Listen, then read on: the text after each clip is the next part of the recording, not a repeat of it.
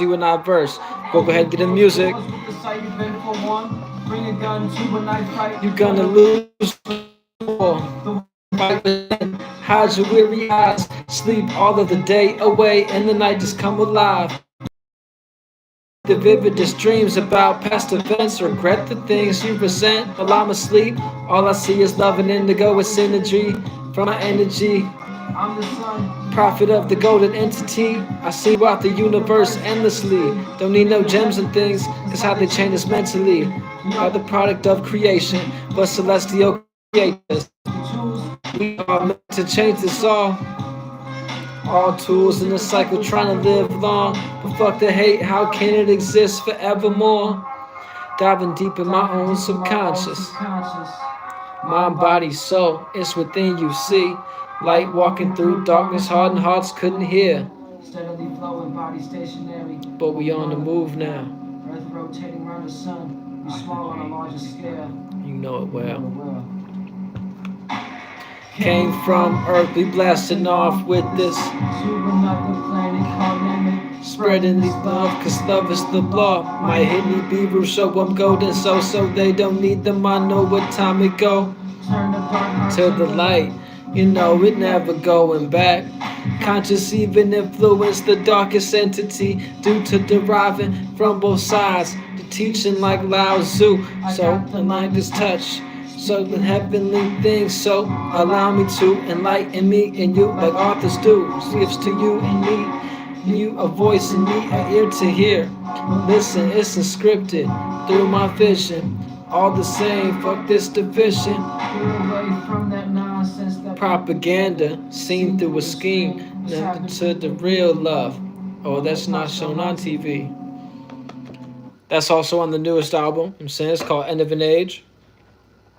If you listen to the last live, I'm saying you could also hear a new song that y'all haven't heard yet.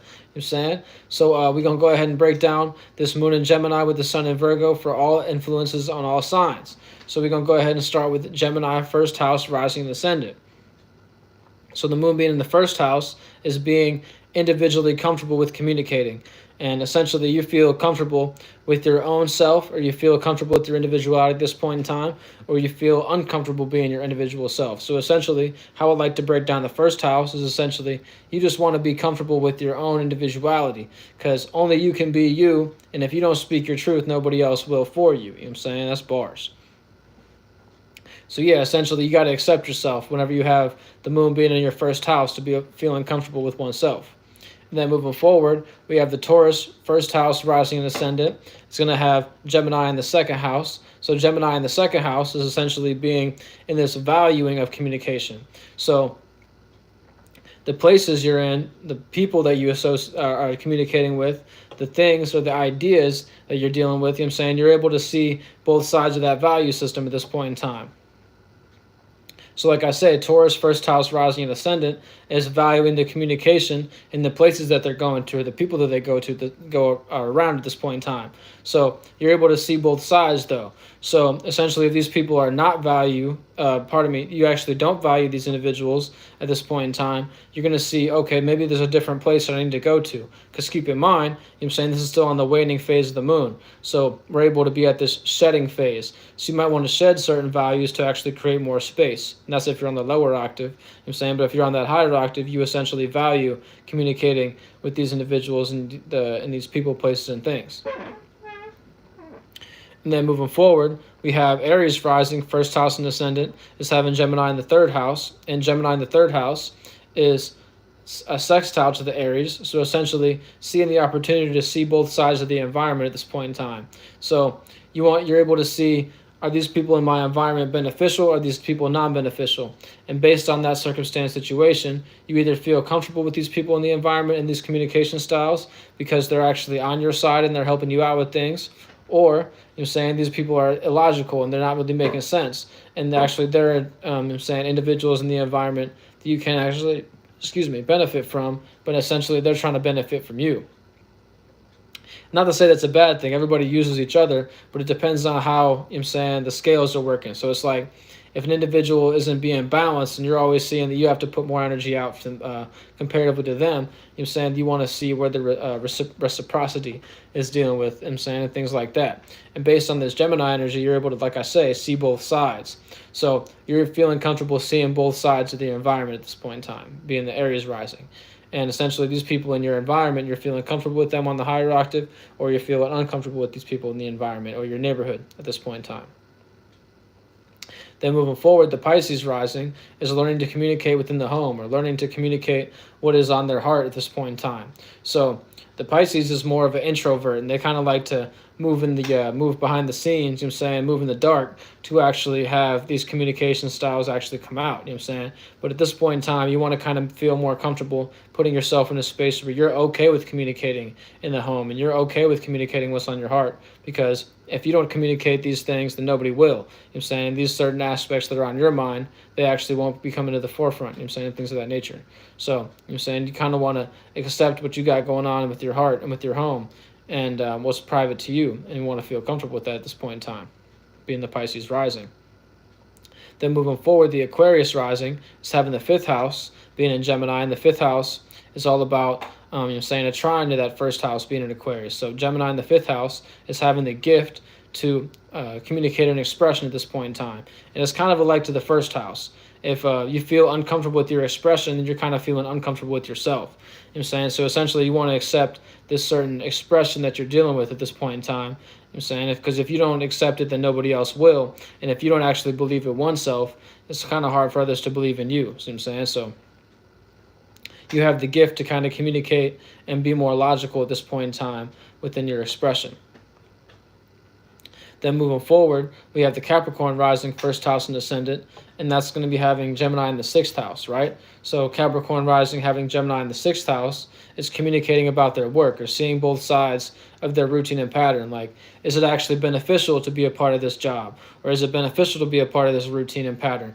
Am I actually seeing, you know what I'm saying, benefit from it at this point in time? You know what I'm saying? So you're kind of being more critical about this communication or the communications at work. You know what I'm saying? You're kind of being more critical based on, you know what I'm saying, now that I can see both sides of a circumstance situation, is this actually benefiting me? You know what I'm saying? That's kind of what you want to keep your mind on, being this Capricorn. But like I'm saying, you know what I'm saying, you know what I'm saying, the Capricorn is, like I mentioned in previous videos, the 6th house, the 1st house is in conjunction or a misunderstanding. So Capricorn's more of like the introvert, and they kind of want to be more logical and practical and always create a logical and practical solution to things. But essentially, at this point in time, you want to just kind of feel more comfortable communicating and you're saying speak your mind at this point in time. Capricorn likes to kind of have a plan before they get to communicating, but at this point in time, you want to kind of see what can you actually communicate based on what you're critical upon, you know what I'm saying, and see the fact that if you don't communicate what you're being critical about, nobody is actually going to critique these certain aspects. And if you actually can see, like, you know what I'm saying, you benefit in somebody from you being more critical and communicating these aspects, and they're actually like having an ear to hear and listen to you, you know what I'm saying, this could actually be a beneficial thing. Then moving forward, the Sagittarius rising, 1st house and ascendant, is having the 7th house being in Gemini. And the 7th house is all about relations or relationships. And keep in mind, it's a 180-degree angle. So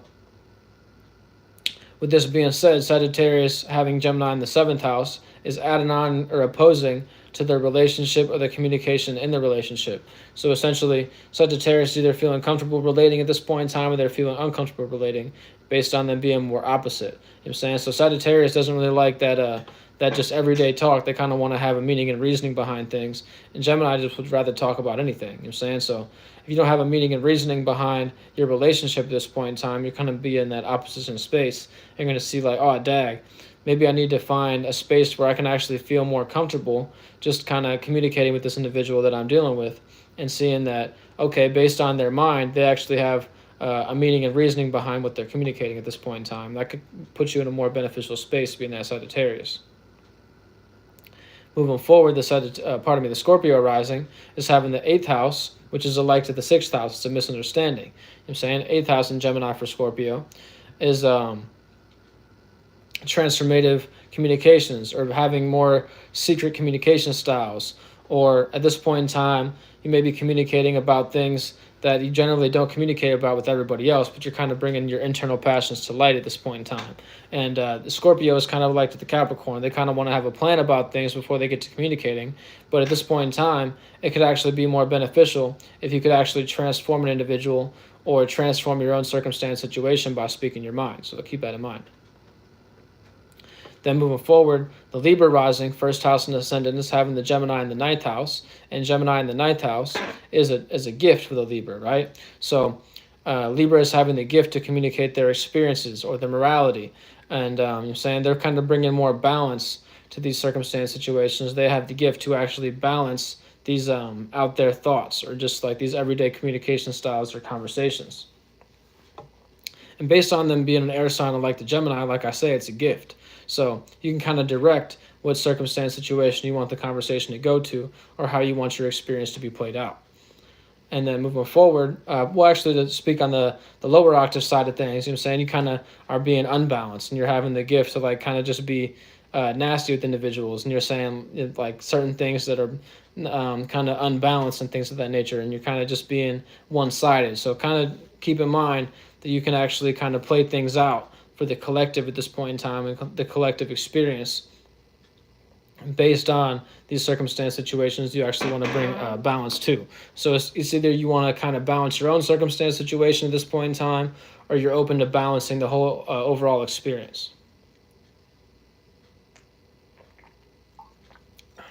And then moving forward, the Virgo rising, first house and ascendant, is having the 10th house being in Gemini.